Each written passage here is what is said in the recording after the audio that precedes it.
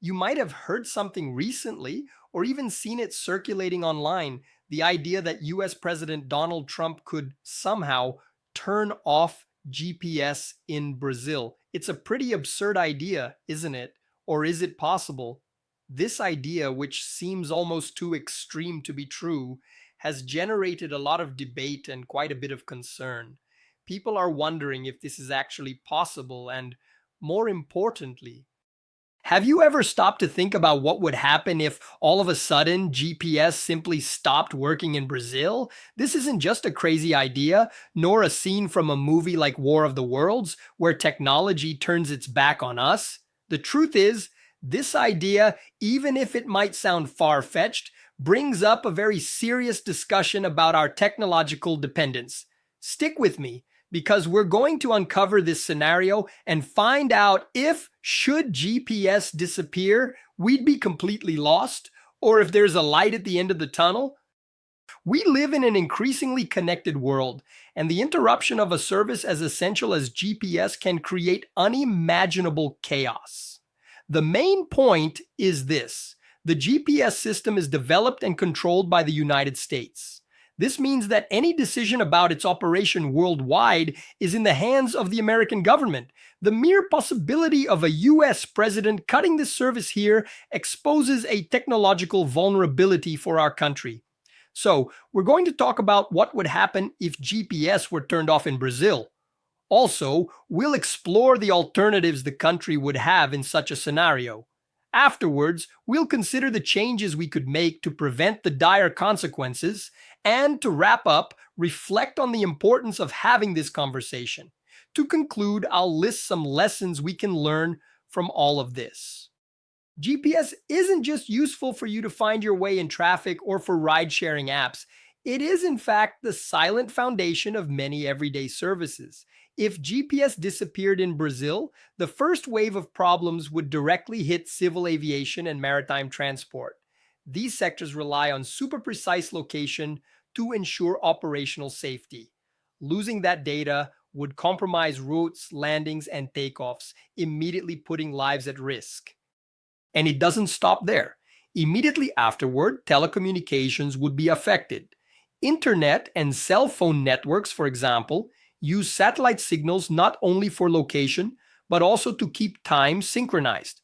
Without that reference, they would lose their synchronicity, which would cause slowdowns, connection failures, and in more severe cases, the entire system could shut down. Want to know what would come next? Things would only get worse. But things wouldn't just stop at transport and communication. We'd see a big impact on the banking and financial system. Think about all the transactions you make, their validation, the security of records, the coordination between banks. All of this is done based on exact time markers that GPS provides. A failure in this system would compromise credit card use, bank transfers, PICs, and even stock market operations. It's a scenario no one wants to experience.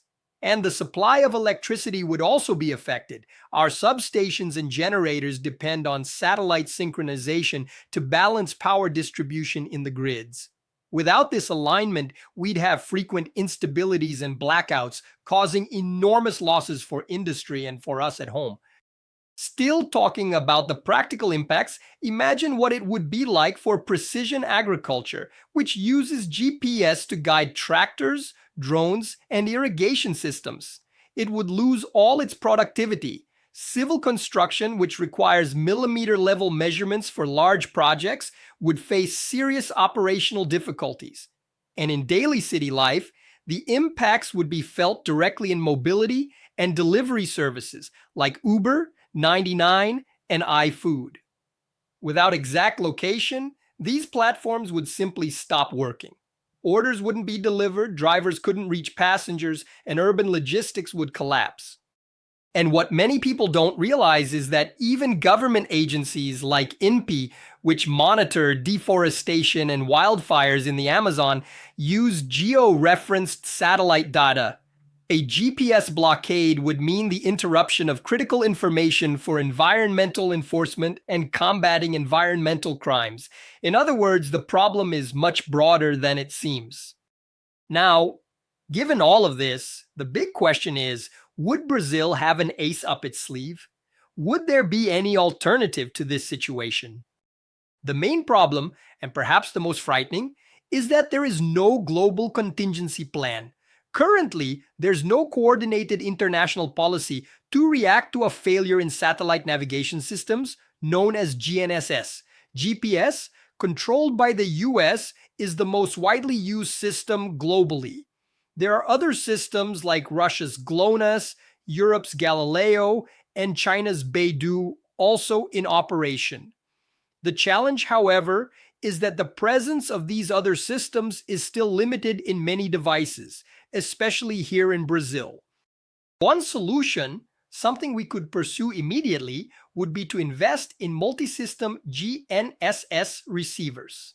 These devices can connect to more than one navigation system simultaneously. This technology already exists and significantly improves resilience to failures of a single system, like GPS. But for this to happen, we'd need a shift across the entire telecommunications, transport, agribusiness, and industry sectors, along with strong government support for widespread adoption of this technology by more people and companies. Without this effort, Brazil will remain vulnerable to external geopolitical decisions. All right, so if we know all of this, what can Brazil do to protect itself?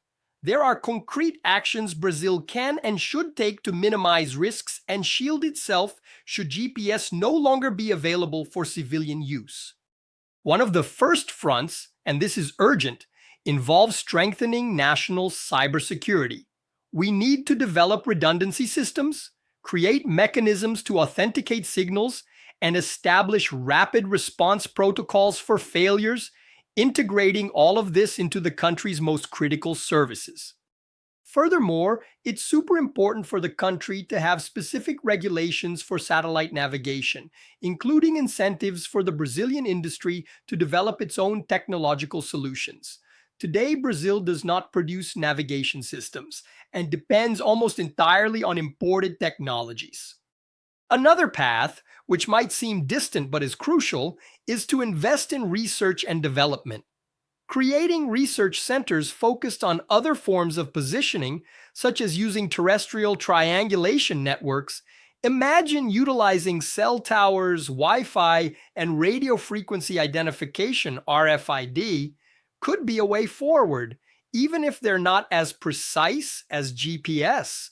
These methods could ensure minimal functioning of services in emergency situations.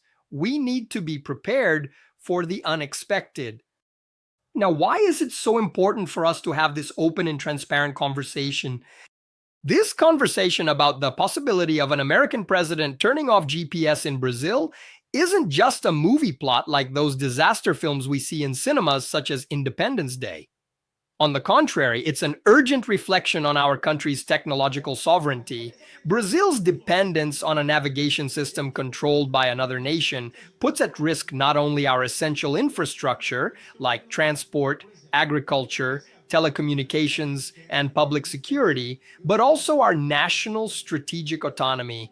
This is why this conversation needs to involve everyone: the government, businesses, universities, and society. It's fundamental to create public policies that encourage research, innovation, and the production of our own technological solutions, thereby reducing our vulnerability to external decisions. And there's more. Brazil should strengthen international partnerships with other countries that have their own satellite navigation systems, such as the European Union with Galileo, China with Beidou, and Russia with GLONASS. This cooperation would ensure that we'd have other options and continuous access to navigation data, even if there are sanctions or political tensions with the United States. Investing in technological independence means investing in the security of our future. To wrap things up, what lessons can we draw from this whole situation? The first lesson, and perhaps the most valuable, is that technological sovereignty is, in fact, a matter of national security. Countries that don't control their own means of navigation, communication, and data will always be at the mercy of other governments' decisions. Following this line, we learn that just as we don't put all our eggs in one basket in the economy, technological diversification is fundamental. Relying solely on GPS, however reliable it may be, represents a weakness. Brazil needs to adopt a stance of having multiple technological options, using different data sources to ensure essential services continue to function. And speaking of sectors, many people don't even realize how much their work depends on GPS to operate. It's crucial to raise awareness about this dependence and the associated risks through public campaigns, crisis manuals, and training for businesses. Finally, and this is crucial, Brazil needs to develop national contingency plans to deal with failures in satellite navigation and communication systems. This includes regularly conducting tests, simulating crisis scenarios, and having rapid response protocols in case GPS signals are interrupted. In summary, the mere idea that a president could turn off GPS in Brazil lights a strong warning about our country's technological vulnerability. The impacts of such an action would be profound and widespread, affecting everything from air transport to banking transactions, passing through agriculture, energy, telecommunications, and urban logistics. Even if the scenario seems extreme, it's fundamental for Brazil to seriously begin discussing alternatives, strategies for greater resilience, and investments in technological sovereignty. The best way to protect ourselves against unilateral decisions is to invest now in our own technology. Research more about this and help us broaden the debate about the dangers of relying on external controls over such critical infrastructure. This video doesn't end now. It continues with us chatting in the comments. If you found this video interesting, I invite you to become a channel member and like this video. Up here on the right side, I'll leave a video suggestion for you to continue with me. I'll see you in the comments and in the next video. See you soon.